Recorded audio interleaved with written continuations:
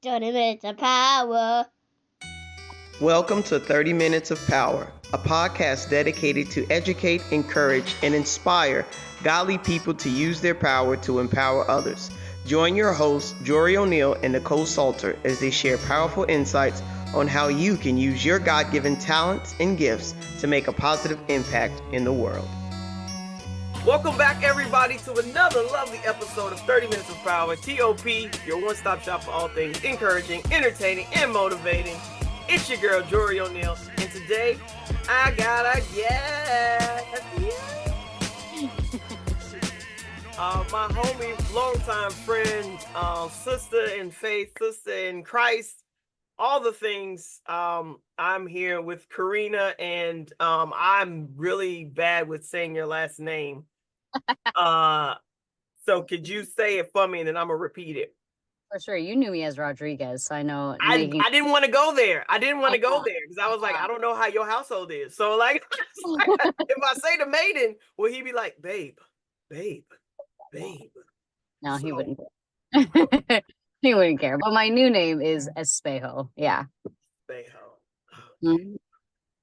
Okay. Yeah. It's Corina Espejo, everybody. Welcome up to the podcast. I'm not taking any of that out because I think it's good. Yeah. It's good dialogue. This is a very open conversation. So everybody knows usually I have people come on here who they've written books, they're aspiring authors, they're curating community. And so recently, Corina came to a workshop of mine for book writing, and she started making these really insightful responses, and I was like, what do you mean? And she said, I really appreciate it as a neurodivergent individual that you had visual aids, you had, right? And then she was like, can I give you some feedback? And I was like, whoa, this isn't even like this. Like, we haven't even gotten to that part yet. So I love the fact that she was bold, so bold, and she was just like, here's how you can make what you were doing better. And I was like, wait. And so I think it was probably the first time I've heard an individual like claim their neurodivergence. And then she schooled me on what does it mean to be a neurodivergent human who is categorized as neurodivergent. And then how does that work? Because I am an educator, right? And so in terms of students who are neurodivergent, yes, they have an IEP, they have a 504, there's all these right parameters, and then okay, what happens after they graduate? Mm-hmm. There are certain colleges that still do recognize the IEP, right, in the 504, and they give them certain extended time, maybe if they have a read aloud, or maybe they need something transcribed, things of that nature. But I'm like, all right, she grown, got a whole husband, like she a mama, got a kid, a whole kid. What does that mean? I want to start at the beginning. I really want to start at the beginning because I've known you for 2 decades. And when did you find out you were neurodivergent? I guess, and what did that mean once you found it out? Did they go straight to the neurodivergent? And then was it how long, when, I just have so many questions, and I know this is 30 minutes, but I have a lot of questions, and I feel like you're a very, you just a smart human. So you can probably answer all the questions that I currently have, that I'm probably going to have over the next 10 minutes, all in a paragraph. I feel like you just got that gift. That's how I feel. You have the gift of brevity and depth. You are giving me way too much credit. Yeah, I can be very smart. That doesn't mean I'm wise. I have a lot of knowledge, and when I'm passionate about something or I become a little obsessive about it, I can talk about it in a way that makes people feel like they're drinking from a fire hose. So, you're giving me a little bit too much credit here. In fact, I pulled out a PowerPoint that I've presented on this topic of neurodiversity, specifically for speech language pathologists. And by the way, for those of you listening and wondering well, why does Corina know so much, or why is that a thing? Why did I constantly bring that up in our feedback session? It's because it's a big part of what I do. I'm a speech language pathologist. So for those of you at home, that just means I went to school. I got a degree in communication sciences and disorders, and I did all the certifications and all the things, licensed in this. Now I'm licensed in the state of Florida. I was licensed in New York, but I have all the things that require me to know about this movement. Now, I will say this. When I do this presentation, I like to put out a working definition. It's a shared working definition so that when people listen, they know, okay, this is what Corina means, or this is the definition that we're working with for this conversation. But the reality is, and I want to caution you and everybody out there, neurodiversity and what that means, the definition might change depending on who you talk to. And that's just the reality of something that is happening right now, that is really being formed, utilized, applied, and systematized right now. Unfortunately, I think when a movement becomes systematic in nature and things are being put in place based on it, there are some dangers there, but we're not going to get into that. So for now, though, you want to start at the top? Let's start at the top. In 2011, the National Symposium on Diversity, and this was actually at Syracuse University, this was back in August of 2011. This is how they defined neurodiversity then. And I think some of it still applies to right now. They said neurodiversity is a concept and social development social movement that advocates for viewing autism as a variation of human wiring rather than a disease. As such, neurodiversity activists, because again, it's a movement, right, reject the idea that autism should be cured, advocating instead for celebrating autistic forms of communication and self-expression, and for promoting support systems that allow autistic people to live as autistic people. Now, the part of this shared working definition that I'd like to amend, and this will be, I think, a big deal for everybody out there. In 2011, and I think around that time, it started with autistic individuals. However, our autists, I think there's controversy on this, but there were a number of different autists who said, well, if we're sticking with the very basic, simple understanding that we, in terms of our neurological wiring, that we both process and respond to things in the world differently, that there's a difference in the way that they're wired, the way that they process and respond. There was a quick shift to say, okay, well, maybe this doesn't just include autism. Maybe it can include things like dyspraxia, dyslexia, dyscalculia, dysgraphia, ADHD, Tourette syndrome, and other different neurological differences, some OCD and other things of that nature. I like this. This is from John Elder Robeson.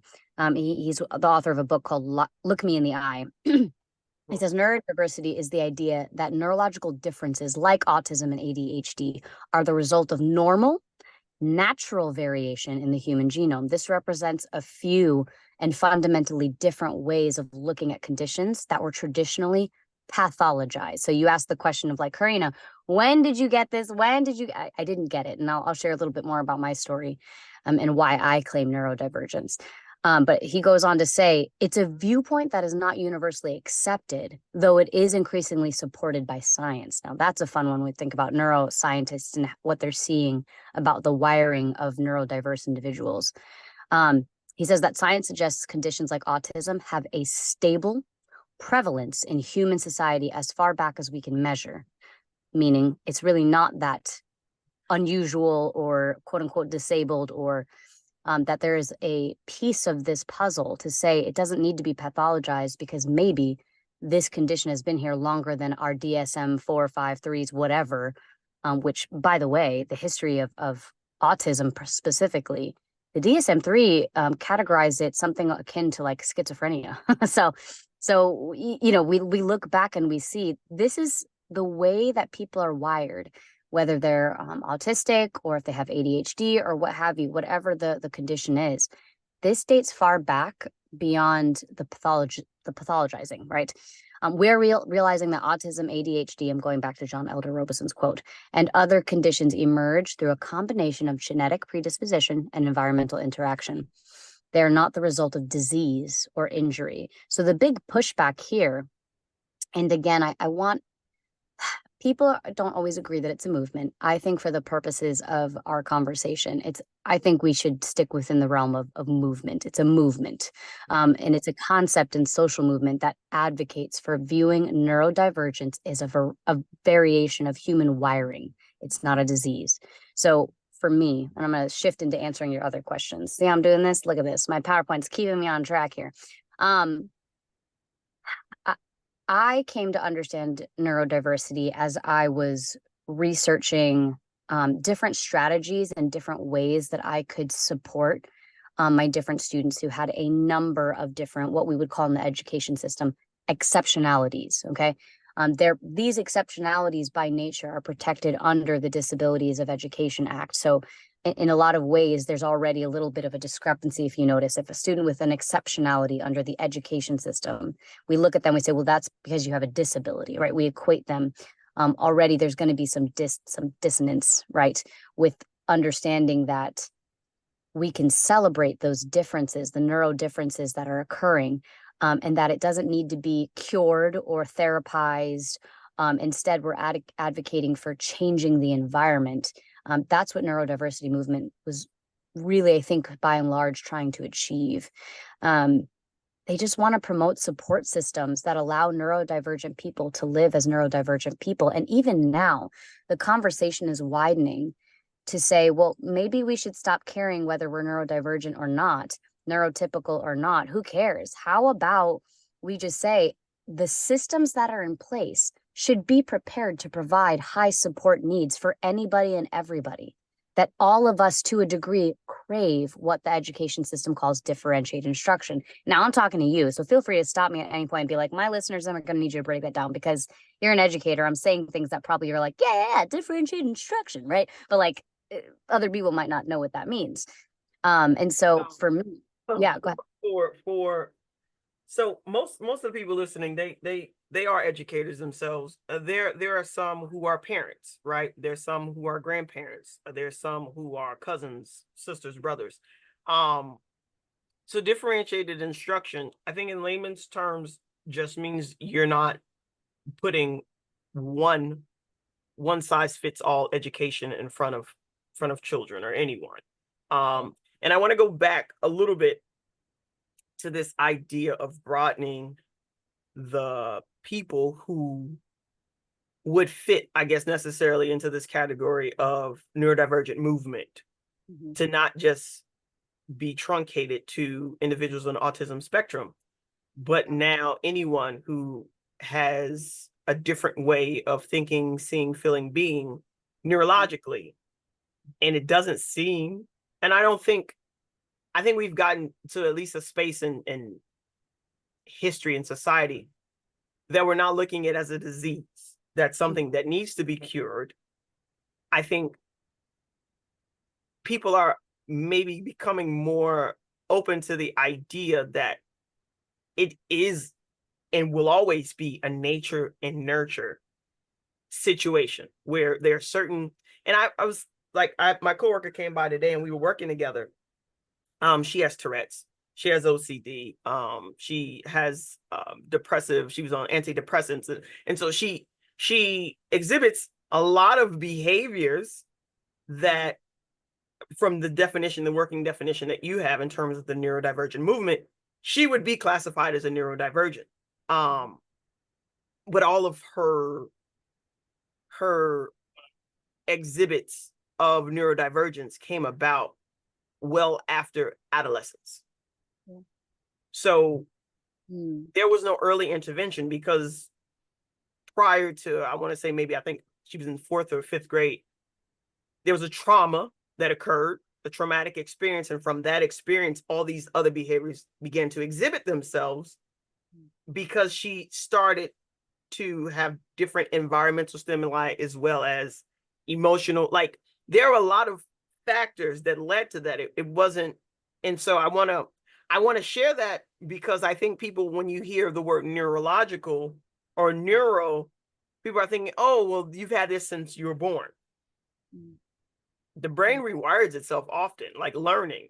It's very similar to every time you go to the gym, you tear a muscle, And as you tear this muscle, it rebuilds itself. And so now you have new muscles, and the brain does the same thing, which is why I think it's important to have conversations like this so that we're not looking at someone and say, oh, okay, well, you must have had this since you were little, therefore you should know, right? Like that whole you should know, or you should be used to, or this is what I'm learning, that I should over people, because I don't want to be shoulding all over myself, and I don't think people should over themselves either, right?